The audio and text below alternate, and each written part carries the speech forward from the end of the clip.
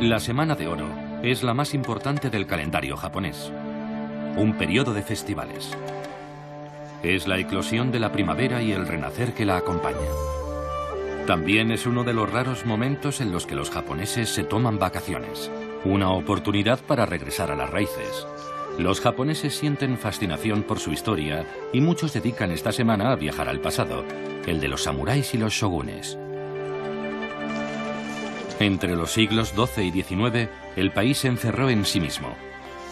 Casi 700 años en los que el archipiélago nipón tuvo muy poco contacto con el mundo exterior. Durante esa edad de oro, el país del sol naciente conoció un refinamiento artístico y cultural extraordinario. Siguiendo los pasos de los japoneses de hoy, vamos a descubrir una civilización única marcada por la filosofía zen y el código de honor de los samuráis. Japón. El regreso a las raíces. A principios de abril empieza la estación de los sakura, los cerezos y sus flores rosas y blancas. Miles de corolas tapizan el suelo y dan a Japón un aspecto mágico. Estamos en la región de Aichi, en la pequeña ciudad de Okazaki, a 350 kilómetros al sur de Tokio.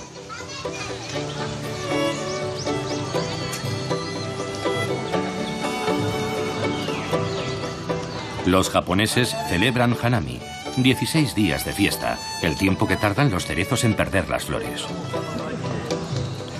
Hanami significa contemplar las flores. Las flores simbolizan la belleza efímera. El espectáculo de esta nieve vegetal fascina a los japoneses desde hace 1300 años. En el siglo VIII, durante la época Nara, el emperador Kanmu constituyó las primeras tropas de élite para unificar el país. Se llamaron samuráis, los siervos guerreros. Un proverbio japonés dice que la mejor flor es la del cerezo y el mejor hombre es el samurái. Cuenta la tradición que la vida de esos valerosos guerreros era heroica, corta y bella como la de las sakuras.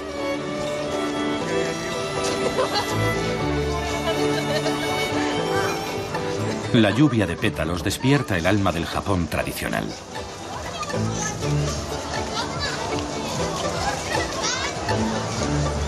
Los asistentes al festival se pasean de camino a la feria y sus numerosos puestos. Las familias acuden a la calle principal para degustar las especialidades locales. Como los okonomiyaki, tortillas japonesas hechas a base de coles.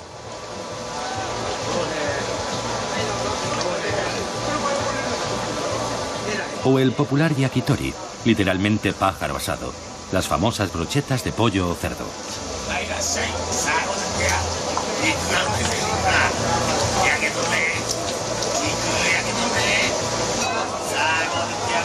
Reina un ambiente sencillo y campechano. Los más jóvenes corren a las atracciones tradicionales como la de atrapar pececillos rojos con una red. En la versión moderna son peces de plástico.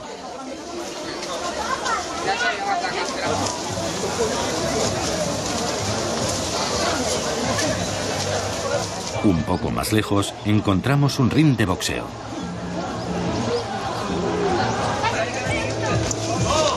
Hay un campeonato entre los aficionados de los clubes de la región.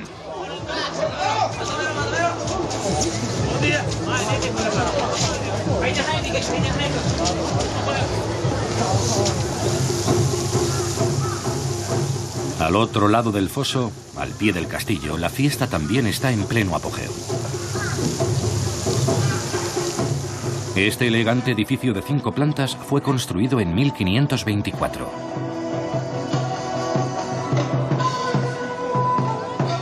La torre y los tejados fueron restaurados en 1959.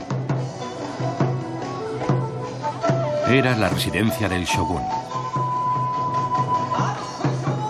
Poco a poco los samuráis fueron dejando al emperador para ponerse al servicio de estos generales de rango principesco. A finales del siglo XII, gracias a esta casta de guerreros, los sucesivos shogunes despojaron al emperador de su poder político.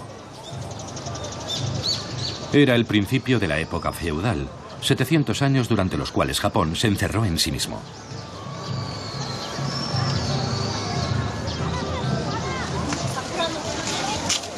Por las calles de Okazaki nos cruzamos con un grupo de bailarines listos para una representación de Yosakoi.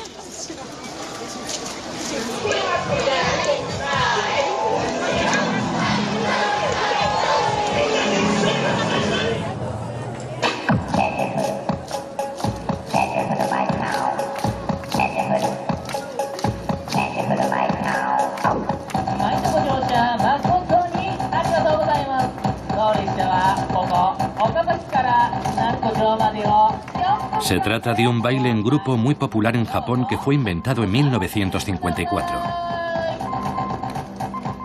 Pero su origen es muy anterior, ya que se inspira en una danza de finales del siglo XVI. Entonces, músicos y bailarines desfilaban por la calle. El Yosakoi, en cambio, se baila en un escenario. Son coreografías enérgicas con una música que combina dos elementos, el ritmo acompasado y la melodía folclórica con un aire infantil.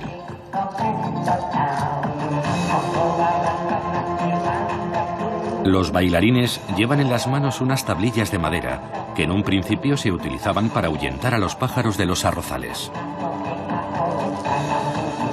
El traje se compone de una camisola y un kimono ligero.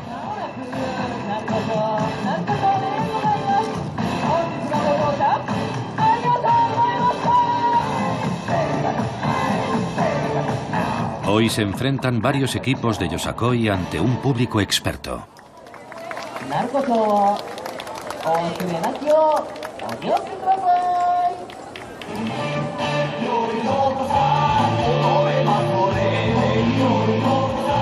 A los lados, algunos bailarines mueven hábilmente unas banderas enormes para animar a su equipo.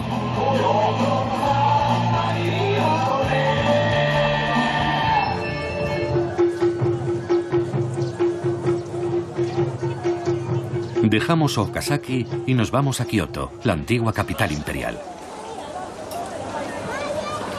Es el destino favorito de los amantes de los festivales de la Semana de Oro.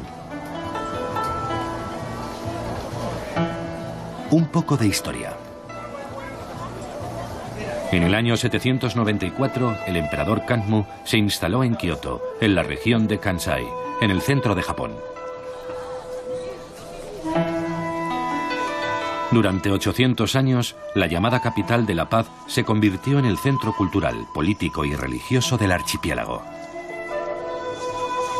Los primeros shogunes reinaron en Japón en el siglo XII. Kioto conoció entonces un periodo de esplendor. La antigua capital imperial, que se libró relativamente de los bombardeos americanos al final de la Segunda Guerra Mundial, conserva intactos muchos de sus tesoros arquitectónicos. Aquí vienen numerosos japoneses apasionados por su historia. Cada año, Kioto acoge a 50 millones de visitantes, ya que encarna al Japón eterno.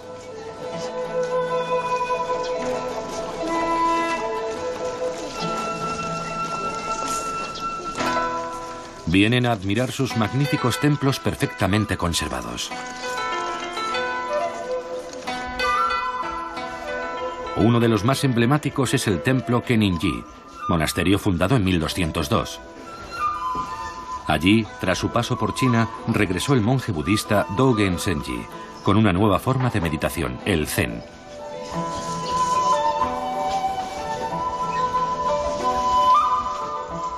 En este templo fue donde se enseñó por primera vez en Japón la doctrina del budismo.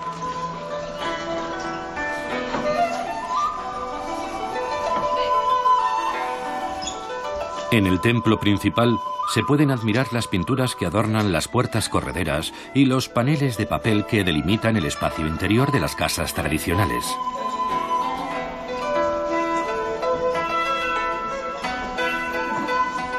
Estos frescos, realizados en tinta china, son obra de Hashimoto Kansetsu, un pintor muy popular del siglo pasado.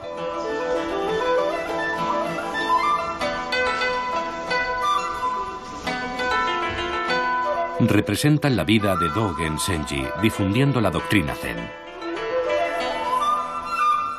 El budismo de este monje no se limitaba a la meditación. Sus discípulos tenían que estudiar problemas irresolubles que no tenían ninguna respuesta lógica. El budismo Zen se difundió ampliamente, ya que Dogen Zenji gozaba de la protección de los shogunes.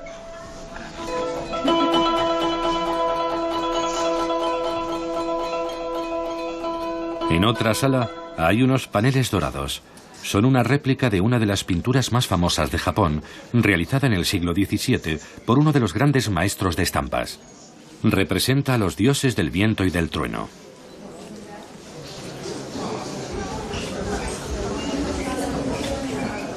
Los dragones pintados el siglo pasado en estos paneles han inspirado una obra mucho más reciente que se ha convertido en la atracción principal de la visita al monasterio de Kenninji.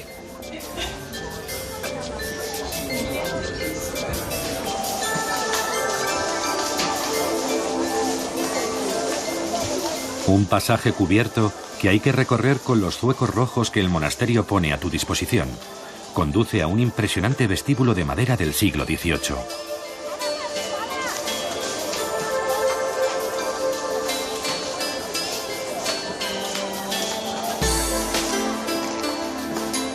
En su interior hay un templo budista donde se celebran las ceremonias de ordenación de los nuevos monjes por los maestros Zen del monasterio. Pero lo que los turistas han venido a ver son, sobre todo, los techos. En 2002, para conmemorar el 8º centenario del templo de Kenninji, se recurrió a un artista de Hokkaido. Tardó 2 años en pintar este magnífico fresco realizado con tinta china sobre papel japonés.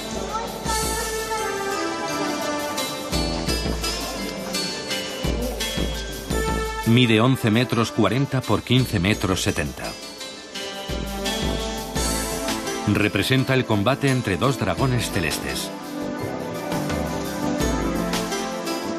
En la mitología china, estas criaturas son los guardianes de la primavera, la estación en la que el ciclo de la vida vuelve a empezar.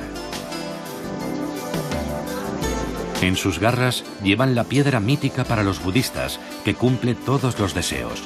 Cura las enfermedades y purifica el agua. En Japón, los dragones traen suerte y prosperidad.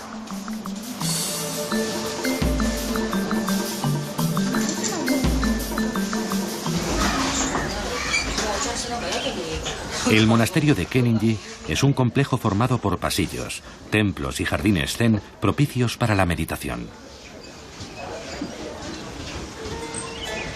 Los kare sansui, también conocidos como jardines secos, están compuestos por arena, rocas y grava, y ocasionalmente por hierba y musgo, sin ninguna otra planta. Se caracterizan por su sencillez y austeridad, siguiendo la doctrina zen que rechaza lo superfluo.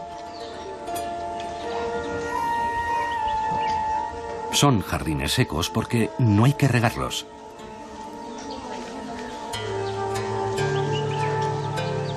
El agua está presente gracias a los motivos perfectamente ejecutados en la arena.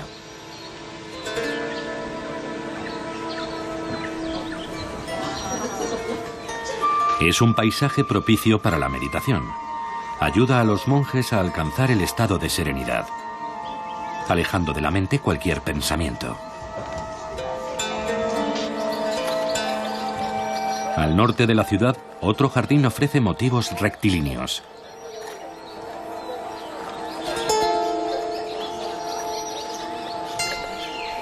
A un lado destaca un cono de grava que recuerda al monte Fuji.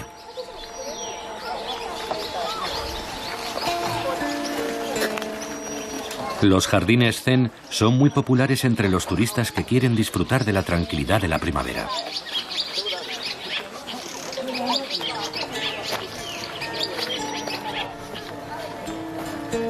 Más allá del kare sansui se extiende un espacio verde para dar paseos. Fue diseñado entre los siglos XV y XVI. Siguiendo la estética japonesa, representa un sotobosque musgoso salpicado de estanques y fuentes.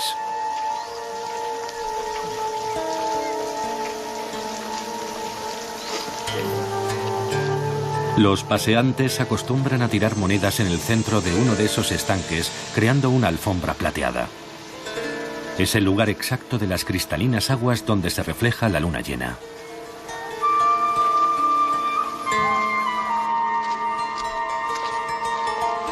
Ginkakuji es sin ninguna duda el jardín más hermoso de Kioto. Es el marco ideal para inmortalizar la visita.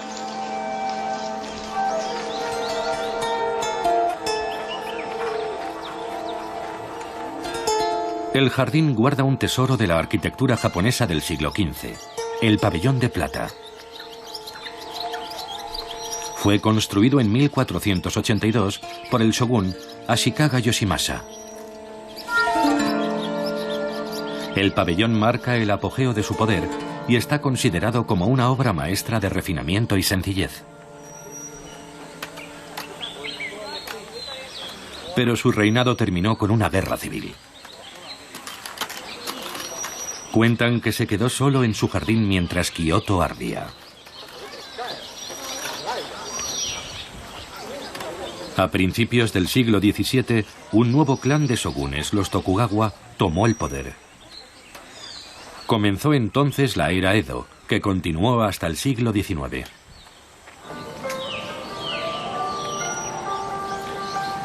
El viaje de los japoneses siguiendo las huellas de su pasado pasa obligatoriamente por los Alpes japoneses. Se trata de la cadena montañosa más alta del país, con cumbres que superan los 3000 metros de altitud. Punto de partida de esquiadores y excursionistas, la ciudad de Matsumoto alcanzó su máximo esplendor en la era Edo. Los visitantes vienen a admirar el Castillo del Cuervo, llamado así por su techado negro, único en todo el archipiélago. Con su aspecto austero, domina los fosos. Desde la torre de 6 pisos, el shogun de Matsumoto podía observar la ciudad discretamente.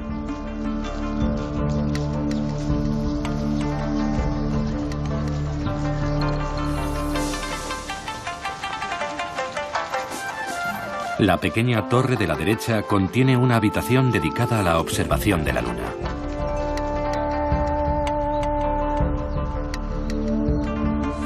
Para los japoneses que aprovechan sus escasas vacaciones para visitar el Japón tradicional, la era Edo es el periodo de esplendor por excelencia. Marca el final de la época feudal y con él el tiempo heroico de los samuráis.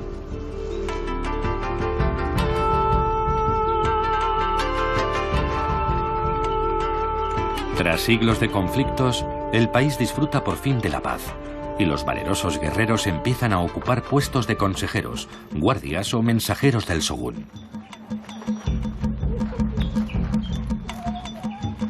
Sin embargo, siguieron practicando las técnicas de combate como si fueran un arte, haciendo que perdurase la cultura caballeresca de sus ilustres antepasados.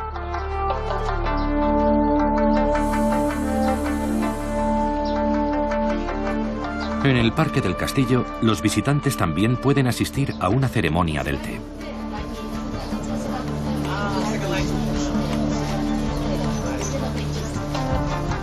Aunque la bebida originaria de China se conociese desde hacía mucho tiempo en Japón, no fue hasta el siglo XV cuando su preparación se codificó siguiendo el ritual de la doctrina Zen. Para ello se utiliza matcha, té verde en polvo. Los samuráis que asistían a las ceremonias popularizaron el consumo de esta bebida.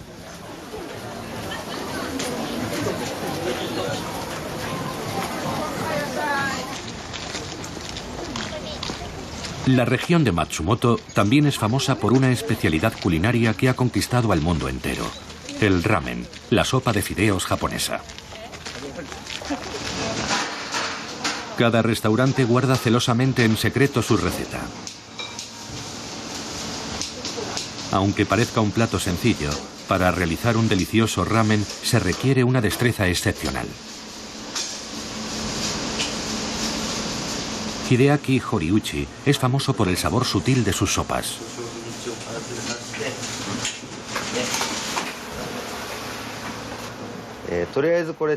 Para preparar la guarnición, el chashu, Utilizo costillas de cerdo y jamón. ¿Saben por qué? Podría conformarme con poner solo un ingrediente, pero el mundo del ramen es muy competitivo y hay que ser muy creativo para marcar la diferencia. Pongo 2 tipos de carne para añadir sensaciones a la degustación. También utilizo aceite perfumado para que el gusto de la salsa de soja sea más fuerte al mezclarla con el caldo de cerdo. Añado tocino para darle un toque de dulzor. Además, pongo un poco de aceite de puerros. Le añade mucho sabor. Después los fideos. Los llamamos hosomen. Existen varios tipos de pasta, pero para mi sopa me gustan los hosomen. Voy a cocerlos.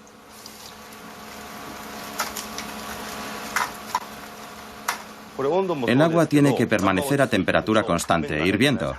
Si no, los fideos no se cuecen bien. En cuanto echo los fideos, el agua tiene que hervir instantáneamente. Se necesita una cocción perfecta para que la pasta permanezca firme. Hay muchas clases de caldo. En nuestra sopa hay pollo, cerdo y pescado. El caldo es muy sabroso. Nuestro ramen tiene mucho sabor. Hideaki intenta perfeccionar su receta constantemente.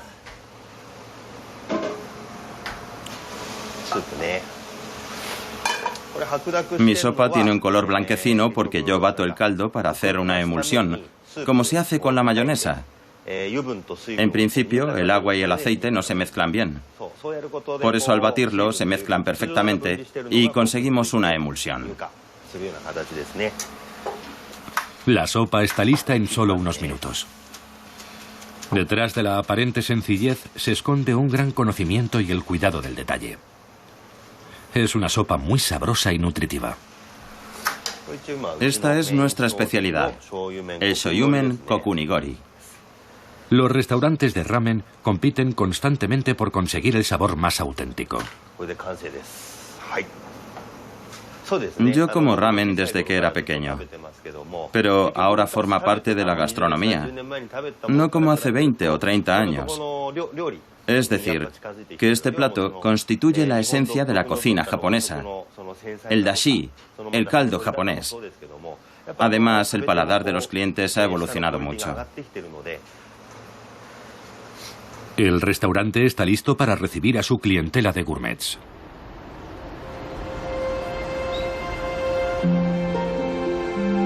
Si nos adentramos en los valles de los Alpes japoneses, nos remontamos aún más en la historia.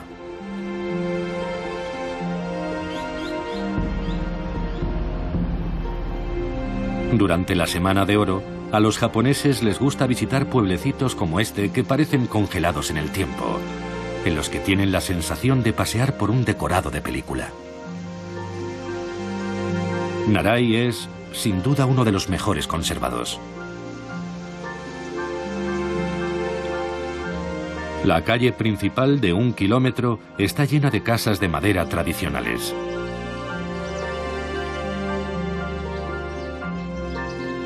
La planta baja con sus puertas correderas servía para acoger a los viajeros. El piso superior estaba reservado a la familia. Este pueblo típico ha permanecido intacto desde hace cerca de 300 años, gracias al empeño de sus habitantes. Los dueños no pueden ampliar las casas ni añadir barandillas.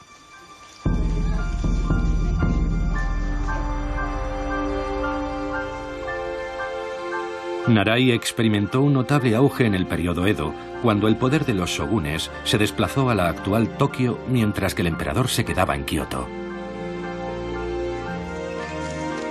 El pueblo ocupaba un lugar estratégico en la famosa ruta Nakasendo que unía las dos capitales. Representaba una etapa importante en el camino, por eso muchas casas eran albergues o tiendas. Señores de la guerra, samuráis, peregrinos, cortesanos o ricos mercaderes hacían un alto en el camino para que descansasen los caballos y a veces para hacer negocios. El clan de los Nakamura era una familia de comerciantes muy rica que se beneficiaba del emplazamiento ideal de su pueblo.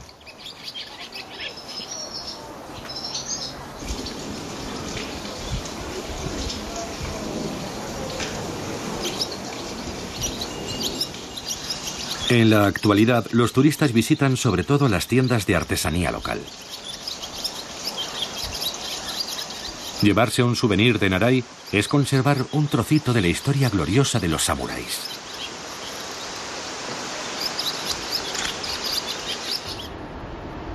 A lo largo de la primavera, los japoneses continúan con su viaje al pasado en busca de un vínculo profundo que les une a todos. Y se dirigen concretamente al Teatro Municipal de Matsumoto. El público viene a ver un espectáculo de taikos, los tambores japoneses.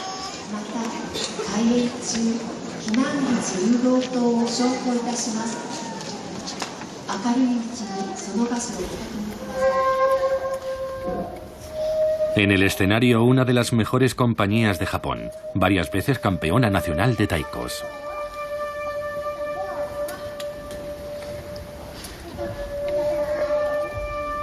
Que empiece el espectáculo.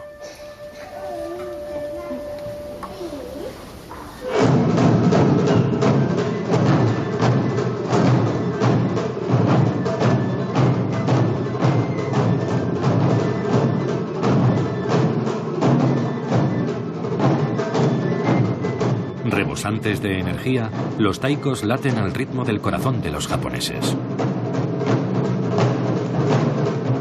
Los primeros tambores aparecieron en la época Nara, unos 700 años después de Jesucristo. Se tocaban en las fiestas y ceremonias. También se utilizaban en el campo de batalla para motivar a las tropas e intimidar al enemigo. El taiko moderno sigue inspirándose en la tradición ancestral. Nos lo explica Ryo Takei, que lleva 15 años tocándolo. El wadaiko se tocaba sobre todo en las fiestas y también para comunicarse entre los pueblos. La tradición del tambor es muy antigua. Alguna de nuestras fiestas se celebra desde hace más de 1000 años. Pero el origen del wadaiko que tocamos en el escenario es mucho más reciente. Se remonta a los últimos 50 años. El tambor se está desarrollando. Hay mucho espacio para innovar. Y eso es lo que queremos. Pretendemos innovar constantemente. Lo intentamos mediante nuevos espectáculos y nuevas técnicas.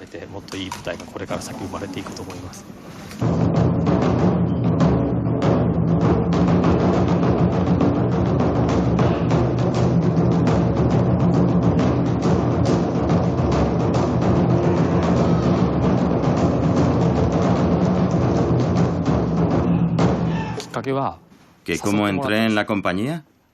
Bueno, mis antecesores eran muy famosos. Uno de ellos me dijo un día: Toru, ¿te gustaría tocar el taiko? Yo era muy fan de ellos. Iba a todos sus conciertos. Así que acepté la propuesta y me uní al grupo. Así fue como empecé a tocar el taiko.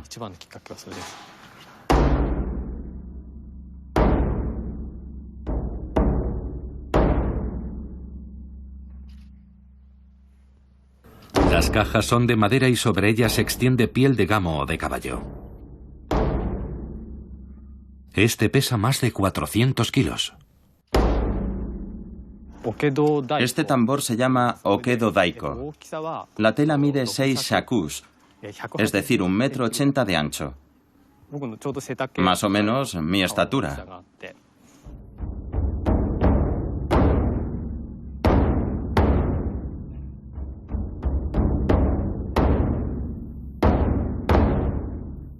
Con este tambor hay que luchar.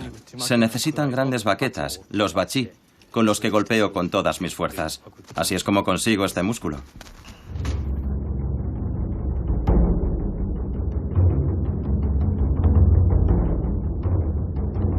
Más que músicos, quienes tocan el taiko son atletas. En los conciertos se produce una ósmosis entre el músico y el tambor. Mi objetivo es convertirme en música. Al tocar, si piensas por anticipado lo que quieres hacer para mantener el ritmo, tu pensamiento perturba la música. La música que tocas entonces ya no es pura. La música tiene que desprenderse de cualquier pensamiento. Todo mi cuerpo tiene que convertirse en bachí, en baqueta. Mi cuerpo ya no me pertenece, es la baqueta que golpea el tambor. Es como si me fundiese con la música. Esa es la imagen que tengo en la cabeza. No tengo que tocar el taiko, tengo que convertirme en el taiko. Es el objetivo que me he marcado hoy.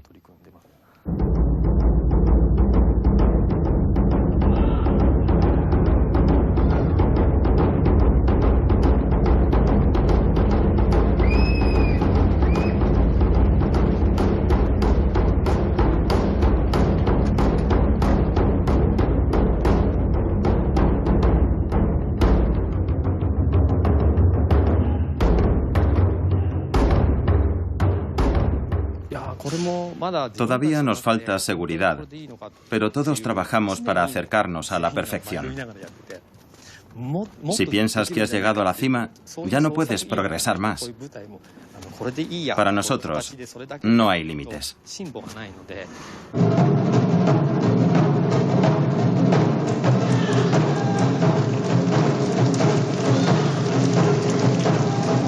La belleza del gesto, la precisión, la perfecta sincronización, la potencia de los artistas requieren años de aprendizaje.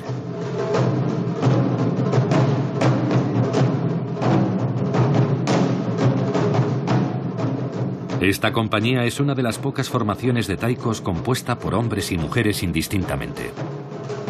Solo cuenta el talento y el trabajo bien hecho. Es lo que piensa Rie Asakura. Cuando toco con el grupo soy solamente un ser humano. Eso es todo. Cuando toco, ni siquiera pienso en ello. No importa si soy un hombre o una mujer. Lo importante es que estamos todos juntos. Nos une el amor que sentimos por el taiko. Somos los novios del taiko. Somos solidarios. Creo que si permanecemos todos juntos, venceremos cualquier obstáculo. Al igual que muchos japoneses de su generación, Rie Asakura empezó a tocar el tambor en el colegio. Después siguió en una de las numerosas asociaciones de taikos. Hace 21 años que toca y baila en compañías profesionales.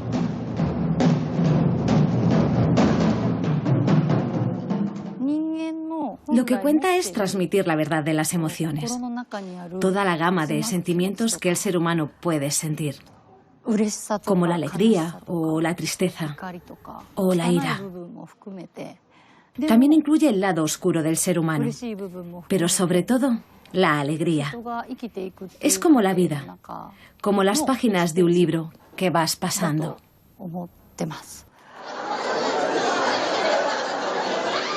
Para los japoneses, el taiko aporta energía y ánimo. Después del espectáculo les gusta felicitar a los músicos y hacerles regalos. Aunque los músicos que tocan el tambor son auténticas estrellas en Japón, siguen mostrándose cercanos al público. El ambiente es cálido y animado como el sonido del taiko. Siempre es agradable recibir elogios, por supuesto.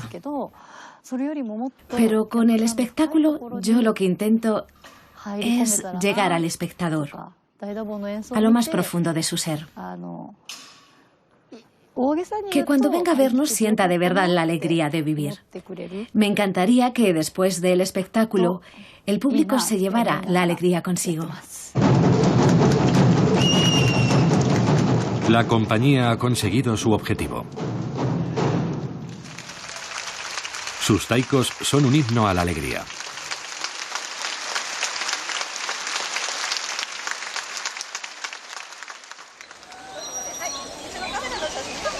Nuestro viaje por el Japón del periodo Edo prosigue.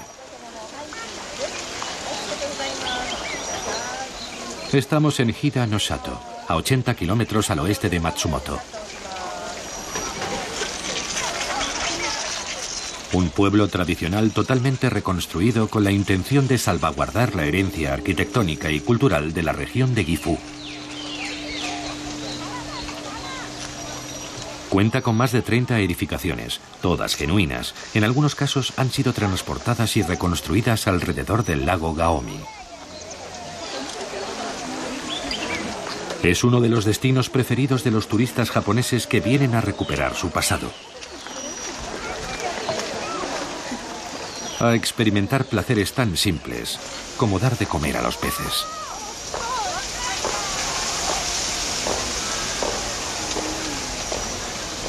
Jugar con los cisnes o admirar una garza.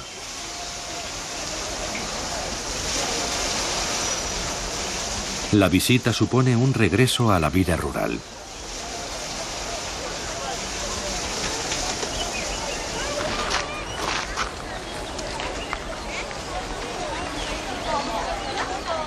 Un ambiente campesino en el que grandes y pequeños se reencuentran con los juegos tradicionales de la infancia. Como los zancos japoneses, hechos con bambú.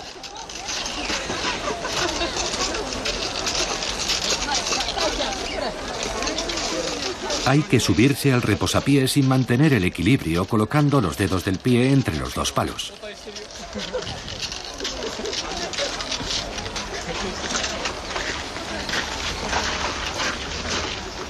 Aunque no esté muy alto, no es nada fácil si no se tiene costumbre. Y menos aún con zapatos.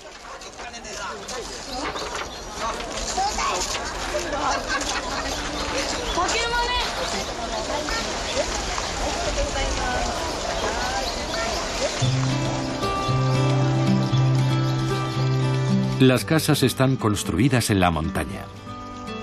Todo se ha reconstruido minuciosamente a partir de un pueblo abandonado. Sus habitantes se fueron a vivir a la ciudad. Se ha cuidado hasta el mínimo detalle. Como el sistema de riego. Un simple trozo de bambú regula el flujo del agua. Hasta el arrozal perfectamente cuidado tiene brotes primaverales. Todo está concebido para que el visitante viaje a principios del siglo XVII.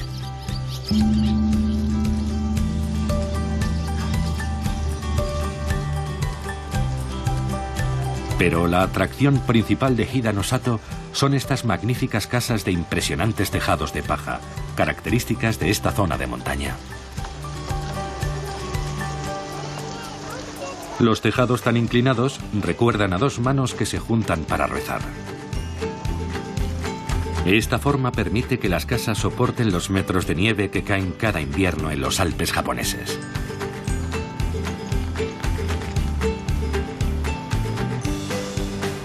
Los tejados están hechos con una sólida armadura de madera recubierta por un manto de paja. Está formado por miles de tallos constituyendo un manto muy compacto de 40 centímetros de ancho. El manto se fija con cuerda natural a la armadura. A pesar de su aparente fragilidad, los tejados de paja son ligeros y muy sólidos. Se adaptan perfectamente al clima, aportan frescura en verano y conservan el calor durante los inviernos rigurosos. Estas casas han sido declaradas Patrimonio de la Humanidad por la UNESCO. Pero las casas no son solo museos, algunas albergan pequeños talleres. En ellos se fabrican cajas de madera de cedro.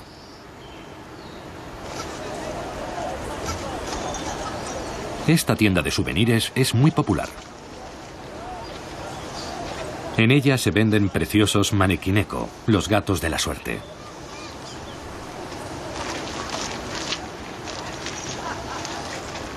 Una artista local los pinta minuciosamente.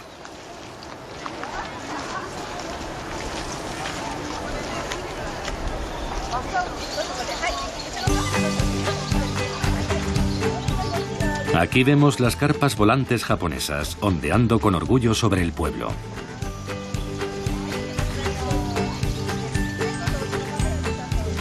Cada 5 de mayo, ondean en los mástiles con motivo de la fiesta del niño. Según una leyenda china, las carpas salieron volando del río Amarillo y al llegar al cielo se transformaron en dragones. En la época Edo, solo las familias de los samuráis podían celebrar la fiesta del niño. La casa central esconde un tesoro, un viejo ejemplar de carpa volante de papel perfectamente conservado.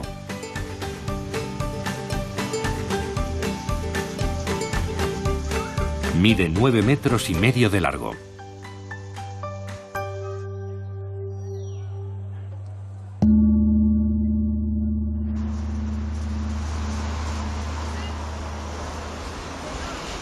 Regresamos a Kioto.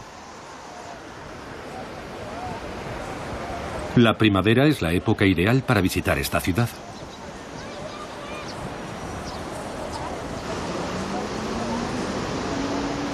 Cuando llega el calor y el sol, da gusto estar a la orilla del río de los Patos.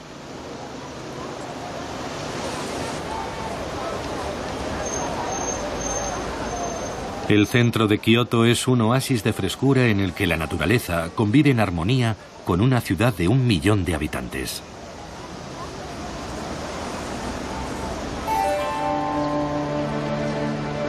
Pero las orillas del río no siempre fueron lugares para pasear. En el periodo Edo, era uno de los barrios alegres de la ciudad, el Pontocho. Estas casas de madera de amplias terrazas convertidas hoy en restaurantes eran casas de placer. En ellas se interpretaban obras del nuevo teatro nacido en el siglo XVI. Esta es la historia de su fundadora, Izumo no Okuni. Era una sacerdotisa que actuaba en ceremonias religiosas. Su belleza y su gracia la hicieron famosa. Un día, se negó a volver al santuario para seguir interpretando libremente sus propias obras de un género nuevo, el kabuki. Durante 25 años, Izumo y su compañía se instalaron a orilla del río de los Patos y sus obras se hicieron muy populares. En Kioto la historia te cautiva en las calles. Al otro lado del río está Gion, el famoso barrio de entretenimiento que atrae a turistas de todo el mundo. La arteria principal, la Avenida de las Flores, era el centro de reunión de peregrinos y viajeros. Se encontraban en los restaurantes tradicionales y en los albergues del barrio. Asistían a representaciones de kabuki. Todavía hoy, a los turistas japoneses les encantan estas obras de teatro que cuentan la vida cotidiana durante el periodo Edo. Pero la atracción de Gion son las ochaya, las casas de té de Kioto. Eran los establecimientos a los que los samuráis iban a divertirse con geishas, las famosas señoritas de compañía de Kioto.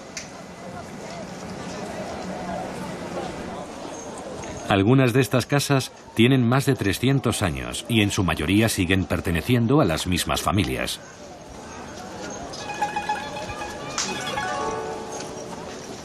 Las casas de té fueron el escenario de historias de venganza entre samuráis que han inspirado muchas películas japonesas. La más famosa es la de los 47 Ronin, unos samuráis deshonrados que habían perdido a su shogun. Este tuvo que suicidarse por haber insultado al maestro de ceremonias de la corte imperial. Los Ronin decidieron vengar la muerte de su maestro. Planearon un atentado durante 1 año. Acudieron durante meses a las casas de té de la Avenida de las Flores, bebían y se divertían para pasar desapercibidos y que no les descubriesen. Cuenta la leyenda que en esta magnífica casa roja, la ochaya más antigua de Kioto, se ganaron la fama de bebedores y jugadores empedernidos. Los Ronin acabaron cumpliendo su venganza. Después se quitaron la vida siguiendo el código de honor samurái. Gion sigue siendo el barrio de diversión por excelencia. Los hombres de negocios reservan con varios meses de antelación una velada con una geisha. Pero no se trata de prostitución. Aunque lleven el kimono y el maquillaje tradicional de las cortesanas del periodo Edo, a estas refinadas señoritas de compañía las invitan a veladas y comidas de negocios para que toquen instrumentos, canten y conversen sobre cualquier tema con sus clientes. Las geishas de Kioto, denominadas geiko, son ante todo artistas. Se preparan durante años. Actualmente hay menos de 100 ejerciendo en el barrio de Gion. Pero las jóvenes parejas tradicionales siguen inspirándose en ellas para las fotos de boda. Las jóvenes japonesas recuperan su pasado. El kimono está de moda. En estos últimos años se han multiplicado las tiendas de alquiler de kimonos. Es normal encontrarse con jóvenes vestidas con el traje tradicional, haciéndose fotos para subirlas a las redes sociales. El canal Shirakaba es el mejor lugar para los selfies. Los restaurantes tienen salas que dan directamente al agua. Para acceder a ellos hay que atravesar unos cautivadores puentes de madera.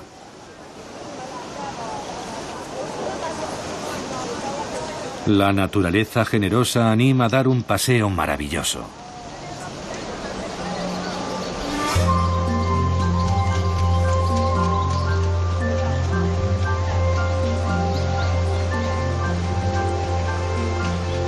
Y no es raro ver una grulla de Japón, símbolo del país y de la vida eterna.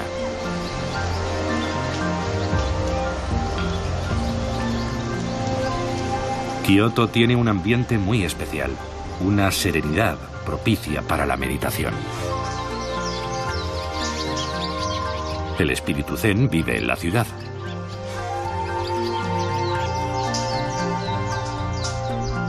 El paseo que se extiende a lo largo del canal se llama el Camino de la Filosofía. Se llama así porque al filósofo japonés del siglo pasado, Kitaro Nishida, le gustaba pasear por él. Trabajó toda su vida para aunar el pensamiento oriental y la filosofía occidental.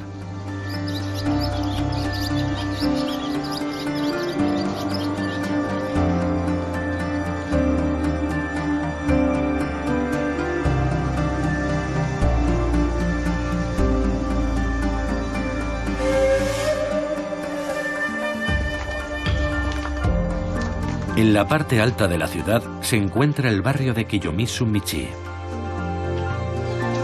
Las callejuelas peatonales sembradas de puestos y tiendas tradicionales conducen a los visitantes de la Semana de Oro a uno de los lugares sagrados más antiguos de Japón, el templo de Kiyomizu-dera. Es un amplio conjunto de santuarios, pagodas y monasterios construidos en el año 798, durante el reinado del emperador Kanmo, fundador de la casta guerrera de samuráis.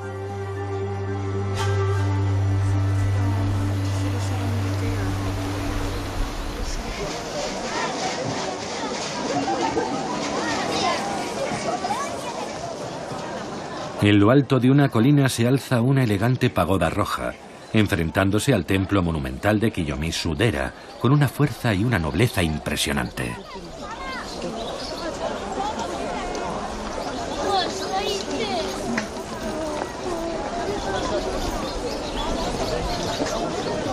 La inmensa terraza y la sala principal reposan sobre pilotes de madera, 12 metros por encima de un precipicio.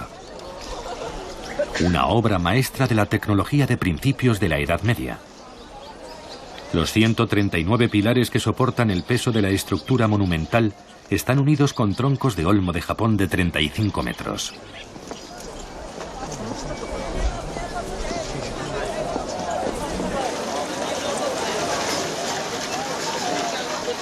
Al pie del templo está la fuente de Otowa no Taki, la cascada del sonido de pluma. Dicen que el agua pura de esta fuente tiene virtudes terapéuticas. El agua sale por 3 caños. Cada uno tiene una virtud: longevidad, triunfo académico, éxito en el amor. No es de extrañar que los japoneses hagan cola para coger agua con la ayuda de un cazo. Semejantes virtudes bien merecen un poco de paciencia. La semana se acaba. El tiempo de los shogunes llega a su fin. En 1864, el último shogun abdicó sin nombrar sucesor. El emperador recuperó el poder y decidió abrir Japón al mundo occidental. Fue el principio de la era Meiji, la era moderna. Pero los japoneses siguen muy unidos a ese periodo de 7 siglos, en los que el país permaneció aislado del mundo y desarrolló una civilización única y rica. Por eso, cada año, en abril, millones de japoneses vuelven a emprender un viaje al pasado glorioso de los samuráis.